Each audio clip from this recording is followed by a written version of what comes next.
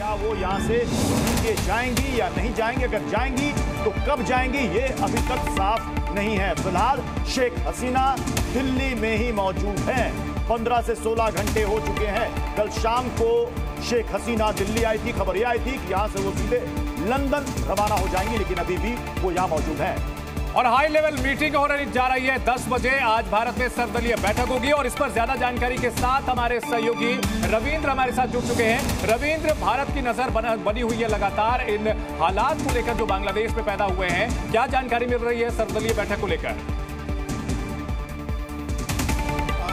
बांग्लादेश को लेकर और जो वहां पर हालात बदले हैं और बिगड़े हैं, उसको लेकर भारत सरकार पूरे विपक्ष को भरोसे में लेने की कोशिश कर रही है और इसीलिए अब से थोड़ी देर बाद 10 बजे संसद भवन एनेक्सी में ही सर्वदलीय बैठक बुलाई गई, जिसमें रक्षा मंत्री राजनाथ सिंह, गृह मंत्री अमित शाह, विदेश मंत्री एस जयशंकर और संसदीय कार्य मंत्री भी होंगे। साथ ही जो जानकारी मिल रही है, इस बैठक में नेता विपक्ष राहुल गांधी भी होंगे। साथ ही दूसरे जो बड़े दल हैं उनके भी नेता इस बैठक में मौजूद होंगे और सरकार की तरफ से विदेश मंत्री एस जयशंकर पूरे ब्रीफ करेंगे बांग्लादेश में मौजूदा जो हालात है और भारत का जो स्टैंड अभी तक का है और आगे क्या कर सकते हैं, उस पर विपक्षी दलों से सलाह मशविरा भी किया जाएगा। रविंद्र, क्या जो हिंदुओं के ऊपर हमले हो रहे हैं ये भी बातचीत का मुद्दा होगा? बिल्कुल, जो वहाँ हालात है, चाहे मंदिर पर हो हमले हो रहे हैं, हिंदुओं पर हमले हो या फिर संभावित जो माइग्रेशन वहाँ से हो सकता है, बड़ी संख्या में जो हिंदू भारत आ सकते हैं, सभी का कहीं ना कहीं जिक्र होगा इस बैठक में, सर्वदलीय बैठक में। 1 घंटे तक ये चलने वाली बैठक में। और सबसे बड़ी बात है कि एस जयशंकर जो ब्रीफ करेंगे, आपको याद होगा कल ही राहुल गांधी जब हाउस एडजर्न हुआ था तो विदेश मंत्री से मुलाकात की थी, उन्होंने कई सवाल पूछे थे। विदेश मंत्री ने कहा था कि सारे मामलों की जानकारी लेकर आपको अपडेट किया जाएगा। कल ही विदेश मंत्री ने प्रधानमंत्री से मुलाकात की थी। उसके बाद कल सीसीएस की महत्वपूर्ण बैठक हुई थी, लगभग 1 घंटे तक वो भी बैठक चली थी। तो ये बैठक जो सर्वदलीय बैठक काफी महत्वपूर्ण है, पूरे देश को भरोसे में लेने के लिए, पूरे विपक्ष को भरोसे में लेने के लिए सरकार अपनी तरफ से जो भी कार्रवाई करेगी, चाहे शेख हसीना को। रविंद्र, मुझे लगता है कि सबसे ज्यादा फोकस इस वक्त ये होगा कि जो सीमा है, बॉर्डर है, उन इलाकों में सुरक्षा और ज्यादा कड़ी कैसे की जाए, क्योंकि इस वक्त सबसे ज्यादा आशंका इसी बात की है कि वहां से कई घुसपैठिए, कई आतंकी भी आ सकते हैं। कई लोग ऐसे हैं जो इलीगल तरीके से इधर आने की फिराक में होंगे। जाहिर सी बात है, देखिए कल ही गृह मंत्री अमित शाह ने जो बॉर्डर पर फोर्स है उसको सतर्क कर दिया था और साफ तौर पर निर्देश था कि कोई भी शख्स बिना वैलिड डॉक्यूमेंट के भारत में इंटर न कर सके। लेकिन जैसा कि आशंका जताई जा रही है और जैसा कि वहां पर हालात है, अगर सेना ने काबू नहीं किया तो बड़ी संख्या में हिंदुओं पर जो हमले हो रहे हैं, मंदिरों पर हमले हो रहे हैं, हिंदुओं के पास और कोई विकल्प नहीं होगा और 1971 की तरह एक तरह से भारत में प्रवेश करेंगे। लेकिन जैसा कि आप बिल्कुल सही कह रहे हैं कि जो असामाजिक तत्व है, भारत विरोधी तत्व है, आतंकवादी है, वो भी इसी मौके का फायदा उठा सकते हैं। तो कहीं ना कहीं सतर्कता बरती जाएगी और भारत सरकार जो भी अभी तक स्टेप उठाई है उसकी जानकारी सर्वदलीय बैठक में विपक्षी दल के नेताओं को दी जाएगी। हमारे साथ बने हुए हैं समेत, आप भारत बांग्लादेश बॉर्डर को अच्छी तरह से जानते हैं। 4000 किलोमीटर से ज्यादा की यह सीमा है और क्या पूरी तरह से इसको सुरक्षित कर पाना हमारी जैसी जो कॉम्पिटिटिव फोर्स है, बीएसएफ जैसी फोर्स, उसके लिए भी संभव है?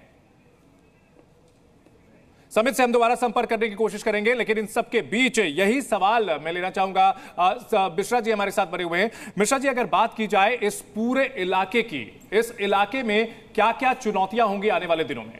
बिल्कुल, मैं क्लियरली बताता हूं कि आपको बताना चाहता हूं कि director general border security force mister Chaudhary already Indo Bangladesh border में ही है, वहां से ही वो कार्यरत है। और क्लियरली 2 दिन हुआ पूरे बीएसएफ जो है, आप लिखिए मिजोरम से लेकर के आसाम और बांग्लादेश, मेनली बांग्लादेश और बांग्लादेश में मालदा और सुंदरबंस, इसके ऊपर ज्यादा नजर दिया जाता है। पेट्रापोल से मैंने आज सुबह ही बात किया था जी। हमारे जितनी ऑब्जर्वेशन पोस्ट है, पूरे के पूरे ऑब्जर्वेशन पोस्ट और वहां पर नाका का संख्या भी बढ़ा दिया गया है। और बीएसएफ के जितना रिजर्व फोर्सेस थे, जो हेडक्वार्टर में जितना ट्रेनिंग कंपनी थे, सब बॉर्डर को भेज दिया गया है। और वहां पर सीमा में तारबंदी लगा गया है। लेकिन मैं क्लियरली बताया था, हमारा असम में भी कुछ है, मेघालय में कुछ है और बंगाल में भी कुछ है जहां पर गैप्स है और काफी नदियां और नाले भी जा रहे हैं बांग्लादेश को।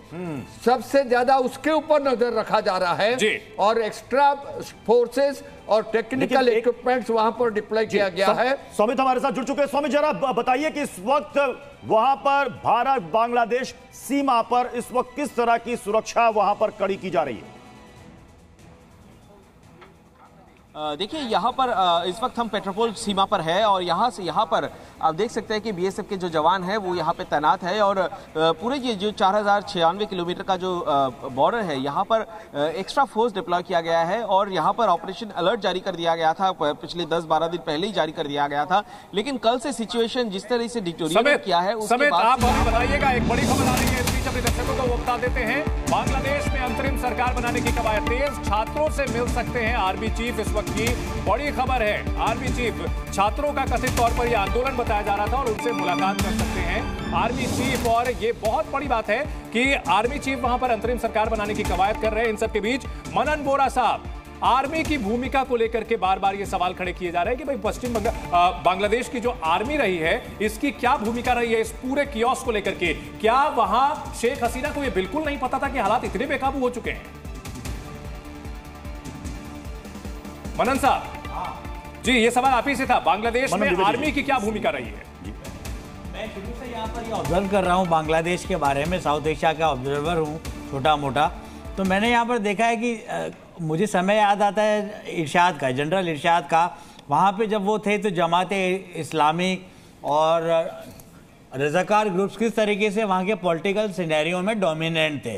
तो मुझे लगता है कि हम ये बात अच्छी तरह समझ सकते हैं कि इंटरिम गवर्नमेंट बनेगी और मोहम्मद यूनुस आएंगे और कोई और व्यक्ति वहाँ पर आएगा। पर फिर भी हमें ये देखना चाहिए कि वहाँ पे इलेक्शंस भी अनाउंस होने चाहिए और पूरी तरीके से ध्यान रखा जाए कि प्रजातंत्र, डेमोक्रेसी और ह्यूमन राइट्स की सरकार को वहां पर प्रोत्साहन मिले, प्रोत्साहन मिले। देखते हुए मनन जी, ऐसा लगता है कि ऐसे हालात हो सकते हैं? ऐसे हालात अभी तो नहीं हो सकते, पर क्योंकि भारत भी एक लोकतंत्र है, प्रजातंत्र है, तो हम सोचेंगे कि हमारे नेबरहुड में पीस रहे, हम तो स्टेबिलिटी यही चाहेंगे कि हमारे जितने भी पड़ोसी देश हैं वहां पर लोकतांत्रिक यानी कि चुनी हुई सरकार हो, ना कि कठपुतली सरकार हो।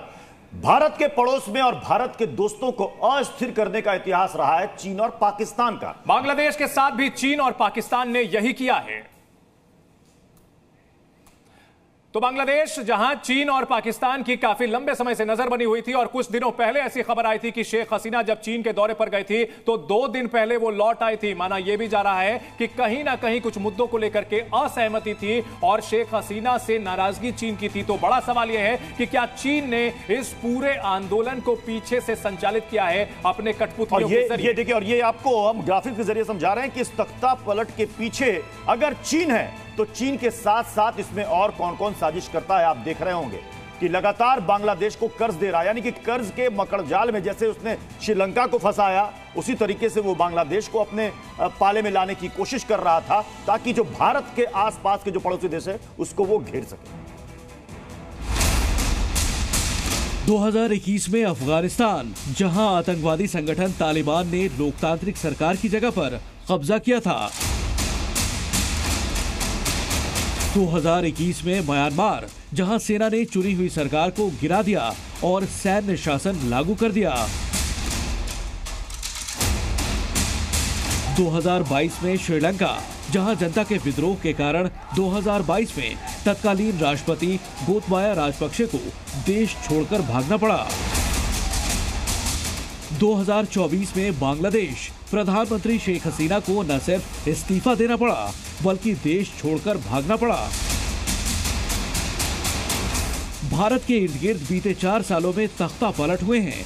उन सभी देशों से भारत के मजबूत रिश्ते रहे हैं और कोई तो है जो चाहता है कि उन देशों से भारत के रिश्ते खराब हों। बांग्लादेश में आरक्षण के विरोध में शुरू हुआ आंदोलन तख्ता पलट तक आ पहुंचा और अब वहां ऐसी सरकार बनने की तैयारी हो रही है जो लोकतांत्रिक तो नहीं होगी।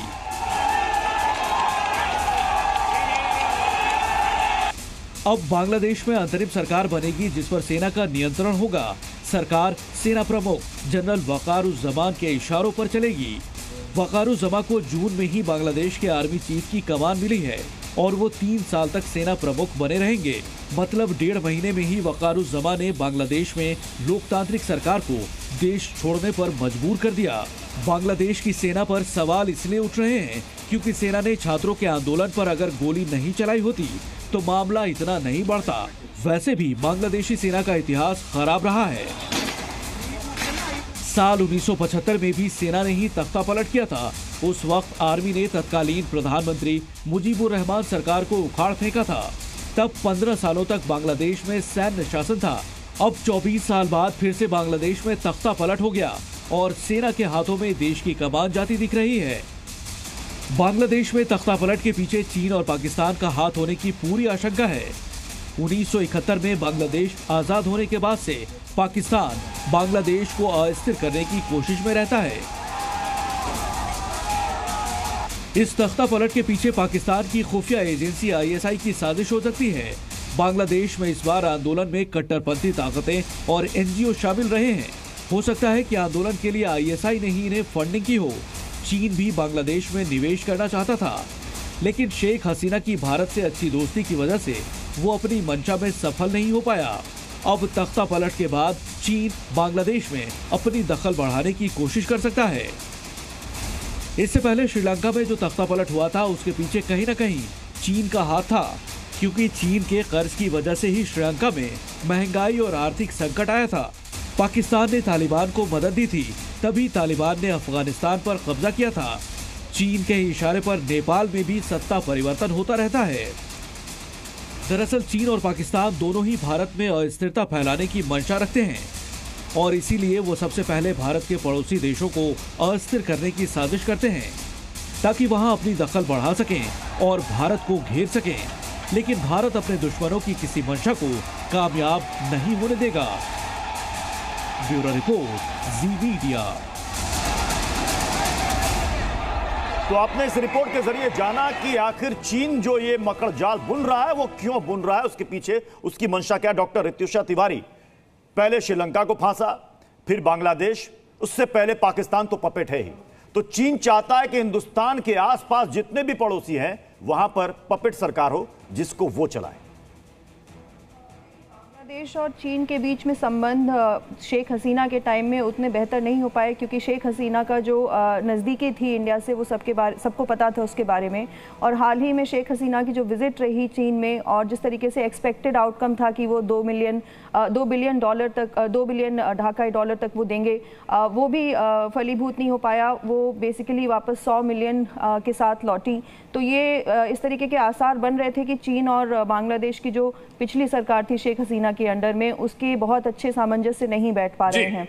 तो ऐसे में ये कयास लगाना कि जो शेख हसीना के साथ तालमेल नहीं बैठ पा रहा था, तो ऐसा वहां पर कियोटिक माहौल बना दो, अस्थिरता पैदा कर दो। और लखन मेहरोत्रा साहब, पूर्व राजनयिक हैं आप, क्या चीन के लिए ऐसे हालात जो है सबसे मुफीद होते हैं जहां पर पूरी तरह से अस्थिरता हो और चीन वहां पर अपना जो है पांव फैलाता जाए?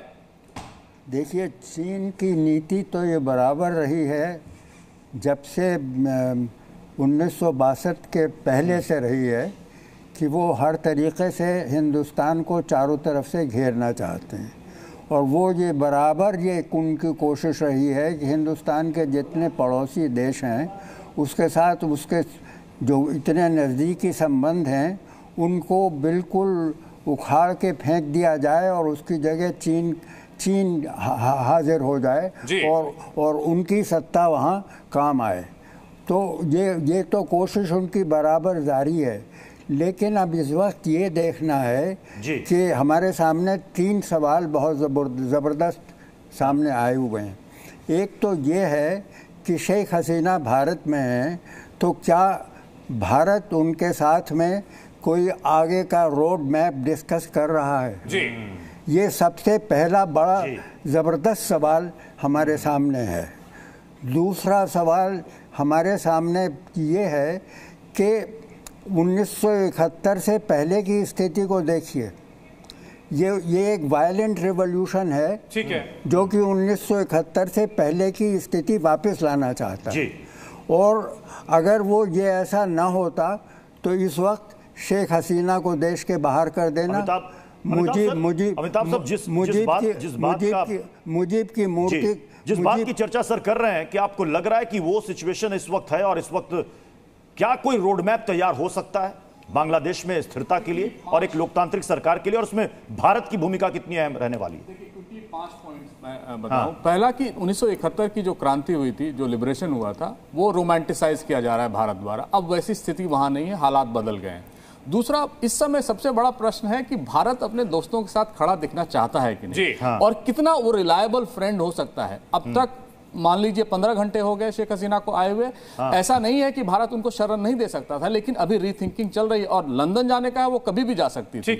यानी वो चाह रही है कि यहां रुके। तीसरी बात, इसमें इन्वॉल्वमेंट एक्सटर्नल पावर्स का अब बढ़ जाएगा जो सरकार वहां बनेगी। पहला है टर्की को हम नजरअंदाज कर रहे हैं, पाकिस्तान और चाइना, ये तीनों जो बड़े फैक्टर्स होंगे जो यहां ऑपरेट करेंगे। चौथा, भारत के एक चीज साफ है कि यहां पर कट्टरपंथी सरकार होगी और यहां पर बाहरी दखलंदाजी बहुत ज्यादा होगी। इन सब के बीच हुमायूं चट्टा जी हमारे साथ पाकिस्तान से जुड़ चुके हैं। हुमायूं जी, पाकिस्तान में इतना जश्न क्यों मनाया जा रहा है बांग्लादेश के हालात को लेकर के? बांग्लादेश में अस्थिरता है तो एक पड़ोसी के तौर पर तो दुख होना चाहिए। देखिए, मैं इसको बिल्कुल मुख्तलिफ जाविये से देखता हूं, जिस नजरिए से आप देख रहे हैं। मेरी इसमें ये सोच ये है, और मैं पहले काफी ज्यादा न्यूज चैनल्स में इसका इजहार कर चुका हूं और मैं न्यूज़पेपर्स में लिख चुका हूं इसके बारे में, कि एशिया जो है ये राइज पे है। और उसका मतलब ये है कि जो एशिया की जो पब्लिक है उसका जो सियासी शऊर है वो दिन ब दिन बढ़ रहा है। अब उसमें बुनियादी तौर पर ये जो सिचुएशन है ये सिर्फ बांग्लादेश तक महदूद नहीं है, ये काफी ज्यादा मुल्कों तक इसका जो है ना, जो पहली कोल्ड वॉर चली थी उसके बाद अब ये दूसरी दफा हो रहा है कि अवाम के अंदर सियासी शऊर जो है वो काफी ज्यादा बढ़ गया है जी। अब उसको देखिए, असल मकसद इसमें ये बनता है कि जो लोग ज्यादा सियासी शऊर रखते हैं उन्हें ये चाहिए कि वो पब्लिक को एक मुस्बत डायरेक्शन दें, एक पॉजिटिव डायरेक्शन दें कि वो अपने मुल्कों के अंदर किस तरह। अच्छा, मुझे हुमायूं चट्टा जी एक बात बताइए, पाकिस्तान को बांग्लादेश में एक चुनी हुई सरकार सूट करती है या एक अस्थिर सरकार या फिर सेना के हुकूमत वाली सरकार? क्या पाकिस्तान को सूट करता है? देखिए, मैं आपको इस बात को समझने की कोशिश कीजिए। मां सिवाय इसके कि पाकिस्तान का एक ताल्लुक रहा है बांग्लादेश के साथ, पाकिस्तान के कोई किसी किस्म के अब इंटरेस्ट जो है वो उस तरह जुड़े हुए नहीं है as far as public is concern. अब ना तो कोई कारोबारी रवाबत उस सतह के हैं और ना ही सियासी रवाबत उस सतह के हैं पाकिस्तान और बांग्लादेश के दरमियान कि पाकिस्तान को कोई फर्क पड़ता है हसीना वाजिद या किसी और गवर्नमेंट से। तो लिहाजा ये तो बिल्कुल ही, देखिए, उसका जो आप जिस कॉन्टेक्स्ट में आप बात कर रहे हैं ना वो बिल्कुल मुख्तलिफ है। वो इस कॉन्टेक्स्ट में है कि जो पुराने पॉलिटिकल वर्कर्स हैं जिन्होंने 1970 या उस दहाई की सियासत को देखा हुआ है वो इस बारे में। ठीक है हुमायूं जी, आपने जो बात की उसमें इरशाद जी का एक छोटा सा रिएक्शन चाहूंगा। इरशाद जी, पाकिस्तान को तो कोई मतलब है नहीं, कोई ज्यादा इंटरेस्ट है नहीं, फिर खुशी क्यों मनाई जा रही है? देखिए, हम ये समझते हैं कि हिंदुस्तान को फर्क पड़ता है। पाकिस्तान, जैसे चट्टा साहब ने कहा कि पाकिस्तान का कोई मसला नहीं है, जमहूरियत हो या फौज हो बांग्लादेश में, बांग्लादेश और हिंदुस्तान का मामला है कि देखिए। ठीक है इरशाद जी आप अपनी बात कंटिन्यू कीजिएगा। तख्ता पलट पर ये हमारी वर्ल्ड कॉन्क्लेव लगातार जारी है। जी न्यूज़।